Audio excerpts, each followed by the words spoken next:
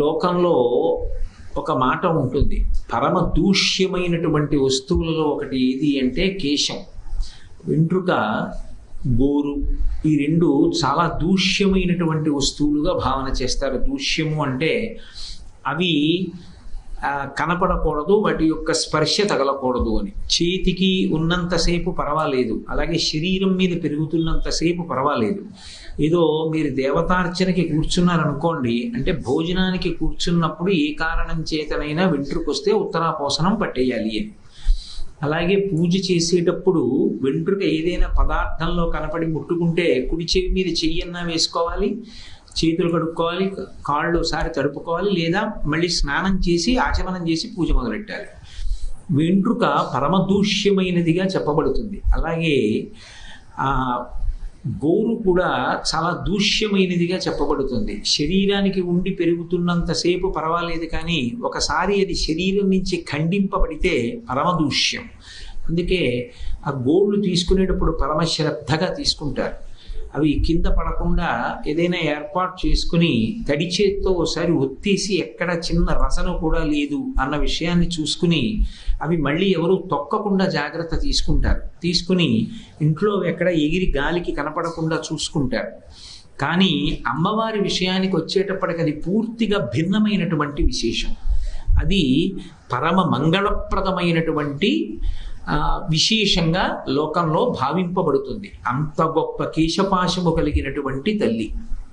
ఆ జుట్టు ఎలా ఉంటుంది అంటే శంకర భగవత్పాదులు ప్రారంభం చేస్తూనే కాళికా తిమిర కుంతలాంత ఘన భృంగమంగళ విరాజిని అని అందులో కొన్ని ఉపమానములను ప్రయోగించారు.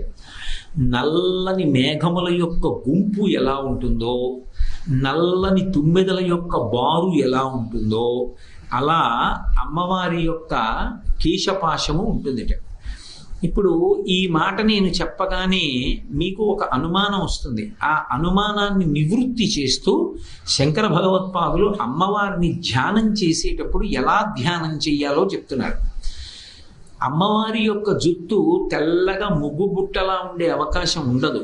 ఎందుకు ఉండదు అంటే కాలమునకు ఆవిడ వశపడి ఉండదు, కాలము ఆమెకు వశపడి ఉంటుంది. ఎందుచేత అంటే సూర్యచంద్రులు ఇద్దరూ ఆ తల్లికి తాటంకములుగా ఉంటారు. ఆమెకి అవి ఆభరణములే తప్ప సూర్యచంద్రుల యొక్క గతిలో, కాలము యొక్క ప్రవాహంలో ఆమె కూడా వికారములను పొంది వశపడిపోయేది కాదు. అందుకే ఆమె ఎప్పటిది అన్నదానితో సంబంధం లేకుండా, ఆమె ఎప్పటిది అంటే అనాది, ఆ తల్లి లేని రోజు లేదు, ఆమె ఎప్పుడూ ఉంది. అటువంటి తల్లి ఇవాల్టికి వృద్ధురాలు అయిపోతుంది కదా అన్న మాట ఆమె విషయంలో అన్వయం కాదు. అందుకే ఆమె యొక్క జుట్టు నల్లగా ఉంటుంది. అమ్మవారి యొక్క ఉపాసన యందు ఒక గొప్ప విశేషం. అమ్మవారి యొక్క జుట్టు కనపడదు. ఎందుచేత కనపడదు అంటే కరచరణాదులు ఉన్నటువంటి మూర్తి యొక్క కబరీబంధం దర్శనమయ్యేటటువంటి అవకాశం ఉండదు. ఎందుచేత అంటే మూర్తి వెనక్కి వెళ్ళి పూజ చేసేటటువంటి అధికారం ఎవరికి ఉండదు లోకంలో. ఆఖరికి అర్చక స్వామి అయినా కూడా పూజ ఆ మూర్తి యొక్క ముందు భాగంలో పాదములకు పూజ చేస్తారు. అలంకారం అంతా శరీరం ముందు భాగానికి చేస్తారు. అంతేకాని మూర్తి వెనక్కి వెళ్ళి పూజ చేసే అవకాశం ఉండదు. ఒక్క శివలింగం మాత్రం మినహాయింపు. అరూపరూపి కనుక శివలింగానికి ఏది వెనక అన్న ప్రశ్న ఉండదు. మీరు ఎటు చూస్తున్నది శివలింగం అని భావన చేసి బొట్టు పెడతారో అటు శివలింగం చూస్తుంది. అందుకే పశ్చిమాభిముఖమైతే సద్యోజాతం అంటారు, తూర్పుకి బొట్టు పెడితే తత్పురుషం అంటారు, ఉత్తరానికి బొట్టు పెడితే వామదేవం అంటారు, దక్షిణానికి బొట్టు పెడితే అఘోరం అంటారు, శివలింగం పైన చొక్క పెడితే ఐదో ముఖంతో ఈశానం అంటారు. సద్యోజాత, అఘోర, తత్పురుష, వామదేవ, ఈశానములనేటటువంటి 5 ముఖములతోటి శివలింగం చూస్తుంటుంది. కాబట్టి శివాలయం అంతరాలయం లోపలికి వెళ్ళి శివలింగానికి వెనక్కి కూర్చుని అభిషేకం చేసినా పూజ చేసినా కూడా దోషం రాదు. కానీ ఒక్క ఇతరమై అది కూడా నేను అలా అన్నానని మీరు సాధారణ సిద్ధాంతంగా తీసుకోకూడదు. సాధ్యమైనంత వరకు శివాలయం లోపలికి వెళ్ళి అభిషేకం అర్చకుడు తప్ప అన్యులు చేయకుండా ఉండడమే మంచిది. ఎందుకంటే దానికి తగిన ఉపాసనా బలం లేకుండా శివ నిర్మాల్యం తొక్కడం మంచిది కాదు. శివలింగం మించి వచ్చినటువంటి తీర్థం కింద పడ్డం కానీ ఒంటి మీద పడ్డం కానీ జరగకుండా ఉండడమే మంచిది. అది కొంత ఉపాసన బలం ఉన్నవాళ్ళు లేదా తత్సంబంధమైన దీక్షితులకు మాత్రమే అర్హత. అందుకే చాలా సులువైన మార్గం, మంచి మార్గం ఏమిటి అంటే శివాలయంలో అర్చక స్వామి అభిషేకం చేయడమే ఉత్తమమైనటువంటి మార్గం. అథవా దాని యందు నిష్ణాతులైన వారు శివాలయం లోపలికి వెళ్ళి అభిషేకం చేస్తే నేను దాన్ని దోషం పడుతున్నాను అని మీరు అన్వయం చేసుకోకూడదు. కాబట్టి అమ్మవారు సాకారమూర్తి కరచరణాదులతో ఉంటుంది. అప్పుడు అమ్మవారి కబరీబంధం ఎటుంటుంది? కబరీబంధం అంటే జుత్తు ముడి, అది వెనక్కు ఉంటుంది. అమ్మవారు జుత్తు విరబోసుకుని ఉండదు. విరబోసుకుని ఉండేటటువంటి రూపం ఒక్కటే, కాళికా స్వరూపంలో పోసుకుంటుంది. అందుకే అలా జుత్తు విరబోసుకుని ఉంటే అది తనంత తానుగా అమంగళం కాదు, అలా చూసిన వాళ్ళకి కూడా అమంగళం. అందుకే వేదంలో ఒక మాట ఉంది, భర్త పెళ్లి చేసుకుంటున్నప్పుడు మొట్టమొదట కోరిక ఏం కోరుతాడంటే నీ జుత్తు ఎన్నడూ చల్లుకుపోయి విరబోసుకుని ఉండగా నేను చూడకుండెదనుగాక, నువ్వు గుండెలు బాదుకుని ఏడుస్తుండగా నేను చూడకుండెదనుగాక అని ఆయన దేవతల్ని ప్రార్థన చేస్తాడు. జుత్తు చివర ముడి లేకపోతే, అంటే నేను ఈ విషయాలు చెప్పేటప్పుడు మీరు ఒకటి బాగా జ్ఞాపకం పెట్టుకోవాలి, నా మనసులో ఏ ఉద్దేశ్యమూ లేదు, నేను ఎవరిని విమర్శించడం నా ఉద్దేశ్యమూ కాదు. నా ఉద్దేశ్యం వల్ల ఒకటి, ఈ శ్లోకానికి వ్యాఖ్యానం చేయడం, దానికి శాస్త్రాన్ని ఆధారం, అంతే తప్ప నేను ఎవరిని మనసులో పెట్టుకుని ఈ మాటలు చెప్పట్లేదు అన్న విషయాన్ని మీరు స్పష్టంగా గమనించవలసి ఉంటుంది. అందుకే జుత్తు చివర ముడి వేసి ఉండకపోతే ఉగ్రదేవతలు ఆవహిస్తారు అని. అందుకని జుత్తు చివర ముడి వేసుకుని ఉంటారు. మా చిన్నతనంలో మా అక్క చెల్లెళ్ళు తలస్నానం చేసి బయటికి వస్తే ఒకవేళ తుడుచుకోవలసి ఉన్నా కూడా జుట్టు చివర ముడి వేసుకుని తుడుచుకో అని దెబ్బలాడుతుండేవారు. జుట్టు చివర ముడి లేకుండా తిరక్కు ఇంట్లో అని. కాబట్టి అలా చల్లుకుని ఉండదు అమ్మవారు. అలా చల్లుకుని ఉన్నది అంటే ఆ జుట్టు అది ఉగ్రస్వరూపం. ఉగ్రస్వరూపం అంటే అది నిజంగానే చాలా కాలస్వరూపంగా నిలబడింది అని గుర్తు. అందుకే ఒకే మాట రెండు మాటలు ప్రయోగించారు శంకర్లు. మొదటి పాదంలో కాళికా తిమిర కుంతలాంత ఘన భృంగ మంగళ విరాజినీం అన్నారు. అదే చిట్ట చివరి పాదం దగ్గరికి వెళ్ళేటప్పటికీ కాళికాం అఖిల నాయకాం మనసి భావయామి పరదేవతాం అన్నారు. అక్కడ అర్థం వేరు, ఇక్కడ అర్థం వేరు. నల్లని మబ్బు ఇక్కడ, అక్కడ కాళికా స్వరూపం. అది అందరూ చూసి తట్టుకోగలిగినటువంటి స్వరూపంగా ఉండదు. దానికి కొంత మనోధైర్యం ఉండాలి ఆ ఉపాసనకి. ఆమె కూడా తల్లే, కానీ కొంచెం ఆ దుష్ట శిక్షణ చేస్తున్నటువంటి స్వరూపం కాలస్వరూపంగా ఉంటుంది. అందుకే కాళిక అని పేరు.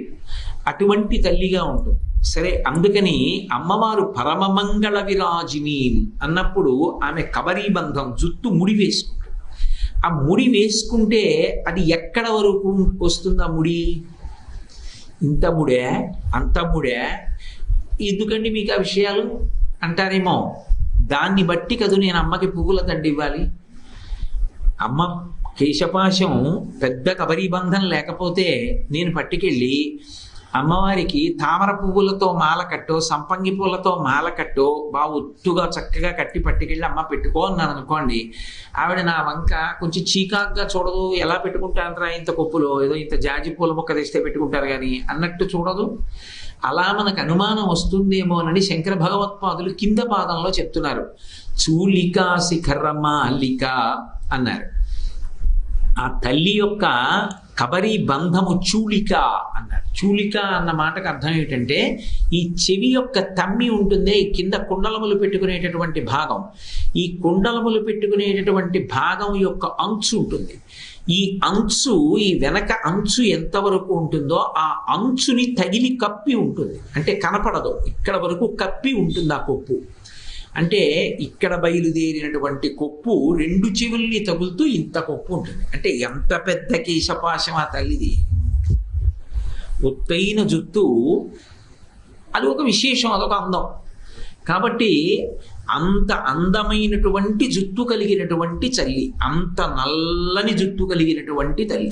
కబరీబంధం కనపడుతుందా? ఎట్టి పరిస్థితుల్లో కనపడదు. ఎట్టి పరిస్థితుల్లో కనపడకపోతే వచ్చిన నష్టం ఏమిటి? వెంట్రుక దూష్యం కదా. కానీ అమ్మవారి విషయంలో ఒక రహస్యం ఉంది.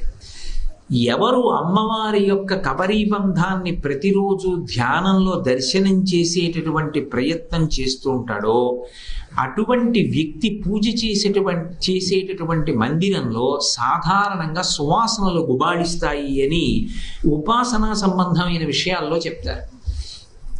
రెండు, ఆయనని అజ్ఞానంలో స్పృశించేటటువంటి అవకాశం ఉండదు. ఎందుచేత అంటే నల్లని కేశపాశాన్ని ఎవరు చూస్తారో వాళ్ళకి నల్లని అజ్ఞానము విచ్చుకుపోతుంది. శంకరాచార్యులు వారు సౌందర్యలహరి చేస్తే ఎక్కడైనా సరే శ్లోకం చెప్పి ఫలశ్రుతి చివరిలో చెప్తారు ఈ శ్లోకానికి ఫలితమేమి అని. కానీ ఒక్క అమ్మవారి కబరీబంధం గురించి చెప్పినప్పుడు మాత్రం ఆయన ఫలశ్రుతితో శ్లోకాన్ని మొదలెట్టారు. ధునోతుధ్వాంతం నస్తులిత దళితేందీవరవనం ఘనస్నిగ్ధశ్లక్షణం చికుర నికురంబం తవ శివే యదీయం సౌరభ్యం సహజముపలబ్ధం సుమనసో వసంతస్మిన్ మన్యే బలమధన వాటీ విటపినాం. ఎంత అందంగా ఉంటుందో అసలు ఆ పదకుంభనం, ఆ శ్లోకం అలా ఉంటుంది. అమ్మవారి యొక్క కేశభారము అంటారు. అమ్మవారికి ఏం భారం ఉండవు, కానీ కేశభారం అంటారు. కేశభారం అంటే ఏంటంటే పెద్ద జుత్తు. అంత జుత్తు ఉందనుకోండి, ఏ స్నానమో చేసినప్పుడు ఆ జుత్తు అంతా ఆరబెట్టుకోవడం, అదంతా తుడుచుకోవడం, చిక్కులు పడకుండా చూసుకోవడం, అది దువ్వుతున్నప్పుడు అంత కేశపాశాన్ని పైనుంచి కిందకి దువ్వుతున్నప్పుడు ఎక్కడన్నా చిక్కు ఉందనుకోండి ఆ తలనొప్పి వస్తుంది. ఒక్కసారి తల్లి అబ్బా అమ్మ చూడు అంటుంది పిల్ల. ఆ జుత్తు అంతా చిక్కులు విప్పుకొని దాన్ని మళ్ళీ ఎంతో జాగ్రత్తగా కబరీబంధం వేసుకొని పువ్వులు పెట్టుకొని, అది అంత తేలికైన విషయం ఏం కాదని నేను అనుకుంటున్నాను, నాకు అనుభవం కాదు కదా. కాబట్టి అంటే మరి ఈ విషయాలు ఎలా చెప్పావంటారేమో. నేను కూతుర్ని కన్నా తండ్రినిగా అయినప్పుడు అది పెద్ద విశేషం ఏముందండి, అందుకు చెప్పగలిగానంతే. కాబట్టి ఆ తల్లి ఎటువంటి కబరీబంధాన్ని పొంది ఉంటుంది అంటే ధునోతుధ్వాంతం నస్తులిత దళితేందీవరవనం. అమ్మవారి యొక్క కబరీబంధాన్ని ఒక్కసారి ధ్యానం చేసినప్పుడు ఎవ్వరికైనా కనపడితే ఉత్తర క్షణం వాళ్ళ అజ్ఞానపు చీకట్లు విచ్చిపోయినట్లే, సమస్త పాపరాశి దగ్ధమైపోయినట్టే. ఆవిడ కేశపాశము అంత శక్తివంతము, అది సామాన్యం కాదు. అమ్మవారు విచిత్రం ఏంటంటే కొంతమందికి తన కేశపాశాన్ని ప్రయత్నపూర్వకంగా చూపించింది. ఒకప్పుడు జరిగింది. కాంచీపురంలో కామకోటి పీఠాధిపత్యంలో ఉండేవారు 64వ పీఠాధిపతి చంద్రశేఖరేంద్ర సరస్వతి స్వామి వారని. 68 నడిచే దేవుడు చంద్రశేఖరేంద్ర సరస్వతి. చంద్రశేఖరేంద్ర సరస్వతి అన్న పేరుతో చాలామంది పీఠాధిపత్యం వహించారు ఆ పీఠంలో. 64వ పీఠాధిపతి పేరు కూడా చంద్రశేఖరేంద్ర సరస్వతి స్వామి వారు. వారు శ్రీ విద్యా ఉపాసనలో పరమ సిద్ధహస్తులు. ఆయన నడుస్తుంటే అమ్మవారు ఆయనతో నడిచేది. ఆయన కూర్చుంటే అమ్మవారు వచ్చి ఆయన ఒళ్ళో కూర్చునేది బాలగా. అంతగా అమ్మవారు ఆయనతో తిరుగుతుండేది. తాడేపల్లి రాఘవనారాయణ శాస్త్రి గారు కూర్చుంటే అమ్మవారు ఎప్పుడు పక్కన కూర్చున్నట్టు. చటుక్కుని రాఘవనారాయణ శాస్త్రి గారిని చూస్తే చీర కట్టుకుని బొట్టు పెట్టుకుని ఆడవారిలే కనపడేవారు చాలామంది. చాలామంది ఆయన్ని కలుసుకోవడానికి వచ్చి రాఘవనారాయణ శాస్త్రి గారు ఉన్నారా అంటే నేనే అంటే ఆయన పడక కుర్చీలో పడుకునేవారు. నేనే అంటే ఏంటమ్మా అలా అంటారు, శాస్త్రి గారు ఉన్నారా అనేవారు. అమ్మవారిలా కనపడేవారు ఆయన. ఆ ఉపాసన బలం దాని చేత ఆయన అలా కనపడేవారు చాలామందికి. అలాగే చంద్రశేఖరేంద్ర సరస్వతి స్వామి వారితో అమ్మవారు ఎప్పుడు కదిలి తిరుగుతుండేది. ఒకానొకప్పుడు ఆయన కామాక్షి పరదేవత దేవాలయానికి కుంభాభిషేకం చేయాలనుకున్నారు. ఆ కుంభాభిషేకం నిమిత్తం ఏం చేశారంటే అమ్మవారికి అభిషేకం చేస్తున్నారు. అభిషేకం చేస్తూ మొట్టమొదట ఆవు పాలతో అభిషేకం చేశారు. ఆవు పాలతో అభిషేకం చేసి ఎందుకో ఇలా పైకి చూశారు. ఇలా పైకి చూసేటప్పటికి ఆలయం పైన అంత పెచ్చులుడి ఉంది. గుడిలా అయిపోయిందే. ఆలయం అంతా కూడా మళ్ళీ లోపల పునర్నిర్మాణం చేసి కుంభాభిషేకం చేద్దాం అని చటుక్కుని దీపారు పీఠం నుంచి. దీపోయి నేను తగినంత ద్రవ్యం ఇప్పుడు లేదు నా దగ్గర, దీనికి కావలసినటువంటి ద్రవ్యాన్ని నేను సంచారం చేసి శిష్యుల దగ్గర పట్టుకొచ్చి ఆలయాన్ని పునర్నిర్మాణం చేస్తానని బయటికి వెళ్ళిపోయారు. ఆయనకి ఎంత బాధ కలిగిందో, అయ్యో ఇలా ఉంది ఏమిటి గుడి. బయటికి వెళ్ళిపోయిన వారు చెన్నై వెళ్ళిపోయారు, మద్రాస్ ఆ రోజుల్లో వెళ్ళిపోయి శిష్య సంచారం చేసి ఏదో డబ్బు పోగేస్తూ ఒక రాత్రి ఆయన పడుకుంటే అమ్మవారు వచ్చి తట్టి లేపింది. ఆయన చటుక్కుని లేచి కూర్చున్నారు. ఆయనకి అమ్మవారితో రోజు మాట్లాడడం, అమ్మవారి దర్శనం అలవాటే.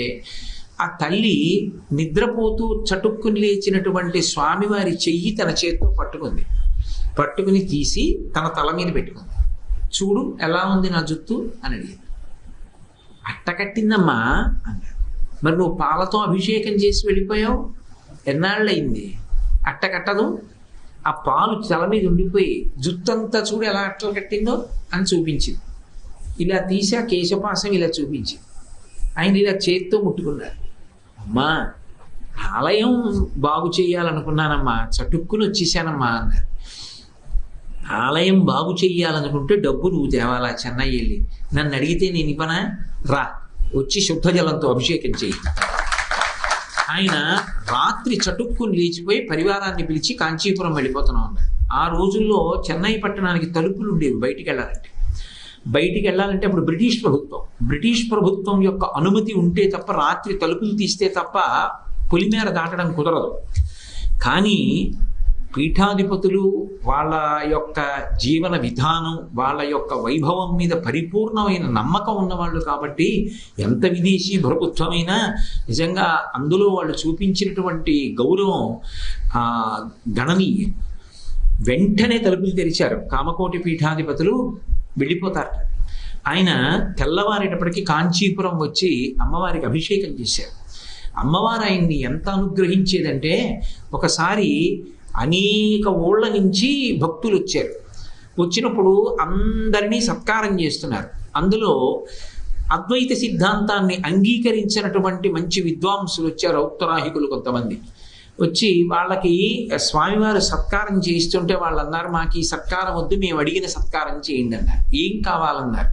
మేము స్వామివారితోటే వాదభిక్ష కోరుతున్నాం, మేము మీతో వాదన చెయ్యాలనుకుంటున్నాం అన్నారు. తప్పకుండా ముందు వెళ్ళి భోజనం చేసిరండి, వాదనకేముంది, తప్పకుండా చేతురు కానీ రేపు అన్నారు. వెళ్ళారు, భోజనాలు చేశారు, వచ్చారు, కూర్చున్నారు. స్వామివారు ఇటు కూర్చున్నారు, వాళ్ళు అటు కూర్చున్నారు. ప్రారంభించండి అన్నారు. ఏదో ఓ వాక్యం చెప్పి ఇక ఆ పైన జ్ఞాపకం రావడం మానేసి ఏమీ గుర్తు రావట్లేదు. ఏం చెప్పరేమన్నారు స్వామి అంటే, మీ ఒళ్ళో చిన్నపిల్ల కూర్చుంది, ఆ పిల్ల నవ్వుతోంది, ఆ పిల్ల నవ్వుతుంటే ఆ పిల్ల ముఖం వంక చూసినా నవ్వు వంక చూసినా మాకేమి జ్ఞాపకం రావట్లా, స్ఫురణకి రావట్లా, మేము అన్నీ మర్చిపోయాం, మీరు దయచేసి ఆ పిల్లల్ని లోపలికి పంపించేయండి అన్నారు. అంటే స్వామివారు నవ్వు అన్నారు, నేను పరివ్రాజకుడు, నేను సన్యాసి, నా ఒళ్ళో చంటి పిల్ల ఎందుకు కూర్చుంటుంది, నా ఒళ్ళో పిల్ల లేదు, మీరు జాగ్రత్తగా చూడండి అన్నారు. పరదేవత కూర్చుంది, బాల రూపంలో ఉంది. వాళ్ళు వెంటనే లేచి నేల మీద పడి సాష్టాంగం చేసి క్షమాపణ అడిగారు. మీ వంటి మహాపురుషులతో వాదించాలనుకున్నాం, మీరే శారదాస్వరూపం, అమ్మవారు మీ ఒళ్ళో కూర్చుంది బాలాస్వరూపంగా, ఇంతటి పరమభక్తవరేణ్యులు, మీతో వాదన ఏమిటి, మేము ఓటమిని అంగీకరిస్తున్నాం, మమ్మల్ని క్షమించండి అని సత్కారం పొంది వెళ్ళిపోయారు. అంతటి మహాపురుషులు. అమ్మవారు అలా ఎన్నో సందర్భాలలో తనకి పరమభక్తులైనటువంటి వారికి తన కబరీబంధ దర్శనాన్ని అనుగ్రహిస్తుంది. మామూలుగా కబరీబంధం కనపడదు. కారణం ఏంటంటే, ఒకవేళ ఏ కారణం చేతనైనా ఇలా పక్కలకి కొద్దిగా కనపడినట్లు అనిపించినా కిరీటం పెట్టేస్తారు, ఆ కిరీటంలోకి వెళ్ళిపోతుంది. అందుకని కనపడే అవకాశం ఉండదు. దాన్ని ఒక్క మనసుతో మాత్రమే చూడాలి. మనసుతో గట్టిగా ధ్యానం చేసి చూసింది నిజమైతే, అందుకే చివరికి తీసుకొచ్చారు ఈ శ్లోకం, బాగా అందులో అధ్యవసాయం కలిగితే, ధ్యానమునందు ఒక స్థాయికి చేరిపోతే వాడు మాత్రమే కబరీబంధాన్ని చూడగలడు. అందుకే చివరికి తీసుకొచ్చారు ఈ శ్లోకం. గమ్మత్తు ఏమిటంటే, ఆవిడ యొక్క ఆ కబరీ బంధం నల్ల తుమ్మెదల బారు ఎలా ఉంటుందో, నల్ల కలువల తండం ఎలా ఉంటుందో అలా ఉంటుంది. నల్ల కలువల తండం బహు గొప్పగా ఉంటుంది, కింద నీళ్లు కనపడవు, అన్నీ నల్ల కలువలే, ఆ నీటిలో విచ్చుకుపోయి ఉంటాయి. వాటి నిండా కూడా తుమ్మెదలు వాలి ఎగిరి చేస్తూ ఉంటాయి. ఆ కింద అసలు నీరుందని కనపడదు. అలా ఆవిడ యొక్క జుట్టు ఘన స్నిగ్ధ శ్లక్షణం చికుర నికురంబం తవ శివే అంటారు శంకర్లు. అందుకే శివే అంటారు. పరమమంగళ ప్రదురాలా ఆ శివే అన్న నామాన్ని సౌందర్యలహరిలో దాన్ని మంగళ అన్న మాటగా తీసుకొచ్చారు శ్లోకంలోకి. ఇక్కడ నవరత్నమాలికలోకి వచ్చేటప్పటికి ఆ కబరీబంధ దర్శనాన్ని ధ్యానంలో చూసినట్లయితే దానికి ఏ చిక్కుముడులు లేనటువంటి కబరీబంధం. అంత పెద్ద జుట్టు కదా అని ఎక్కడైనా చిక్కుముడులు ఉండడం, సరిగ్గా దువ్వుకోకుండా ఉండడం, కొప్పేసుకోకుండా జారిపోయి ఉండడం అలా ఉండదు. చక్కగా కొప్పు వేసుకొని దాని మీద పెద్ద పెద్ద పువ్వులతో అల్లినటువంటి మాలికల్ని ఆవిడ అలంకారం చేసుకుంటుంది. చంపక శోక పున్నాగ సౌగంధిక లసత్కచ అవన్నీ పెద్ద పెద్ద పువ్వులు. ఆ పువ్వులతో కూర్చినటువంటి మాలలు అలంకారం చేసినటువంటి కబరీబంధము కలిగినటువంటి తల్లి. కాబట్టి ఇప్పుడు ఆ తల్లి కబరీబంధాన్ని కానీ మీరు దర్శనం చేస్తున్నారనుకోండి ధ్యానంలో, మీరు ఆ స్థితిని పొందారు అనడానికి ఒక ప్రమాణం ఉంటుంది. దానికి ఇక ప్రత్యేకంగా ఎవరో సాక్ష్యం అక్కర్లేదు, మీకు మీకే ఒక సాక్ష్యం దొరుకుతుంది. ఏమిటంటే అపారమైనటువంటి సువాసనల గుబాళింపు వస్తుంది.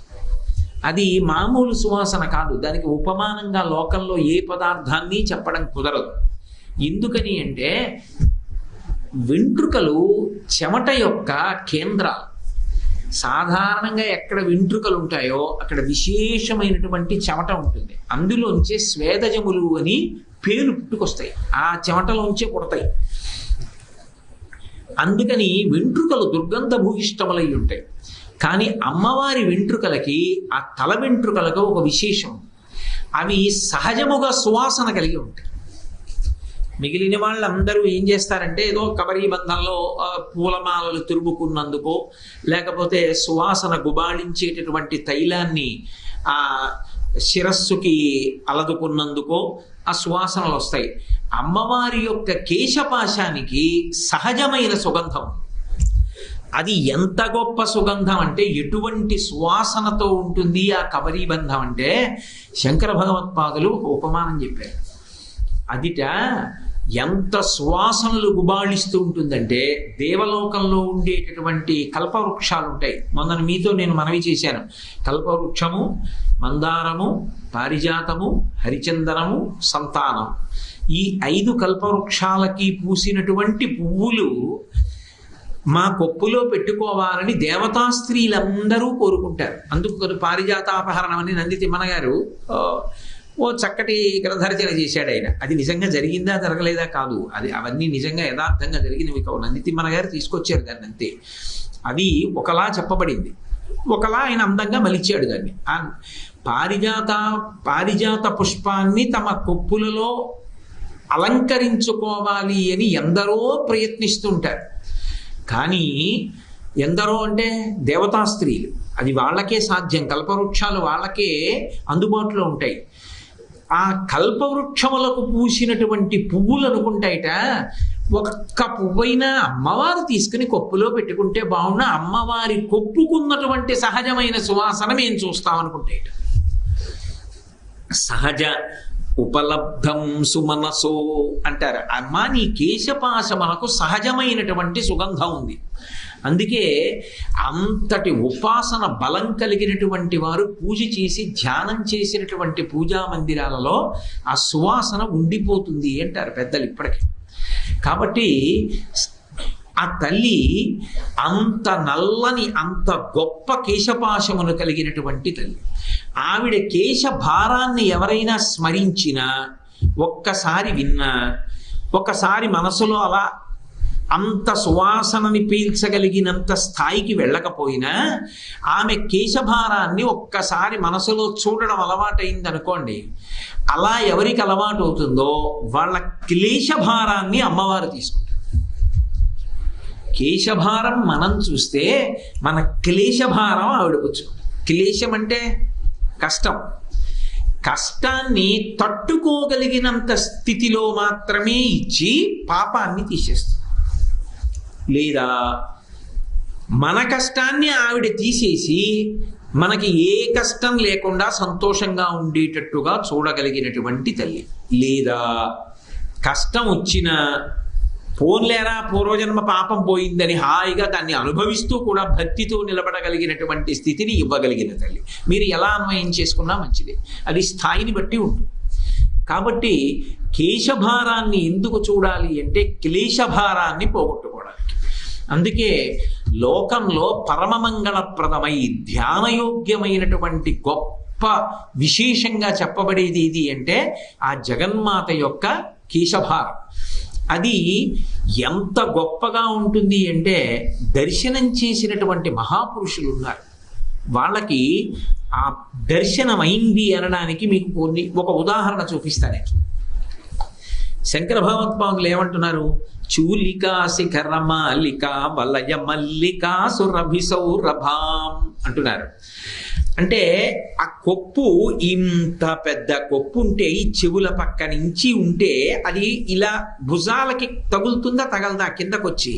అంత పెద్ద కొప్పు వేసుకుంటే గజేంద్ర మోక్షణ ఘట్టంలో శ్రీ మహావిష్ణువు వెనకాతల లక్ష్మీదేవి వెళ్ళిపోతాడు. వెళ్ళిపోతున్నప్పుడు ఆయన అమ్మవారి కొంగు పట్టుకుని వెళ్ళిపోతున్నాడు. ఆవిడ కొంగు జారిపోకుండా ఉండడానికి రెండు చేతులతో కొంగిలా పట్టుకుని నడుస్తోంది. చేతులు ఇలా ఊపుతున్నాం అనుకోండి, భుజాలు ఇలా ఇలా ఎగరవు. ఇలా పట్టుకుని నడుస్తోంది అనుకోండి, చేతులు ఊపట్లేదు కాబట్టి ఆవిడ నడకలో భుజాలు ఇలా ఇలా కదులుతున్నాయి. అవి ఎలా ఉన్నాయంటే నటిస్తున్నటువంటి నర్తకులు ఎలా ఉంటారో అలా ఉన్నాయి ఈ భుజాలు. పోతన గారు ఎంత గొప్ప దర్శనం పొందారో చూడండి భాగవత రచనలో. శ్రీ ఉమామహేశ్వర పరబ్రహ్మార్పణమస్తు. స్వస్తి.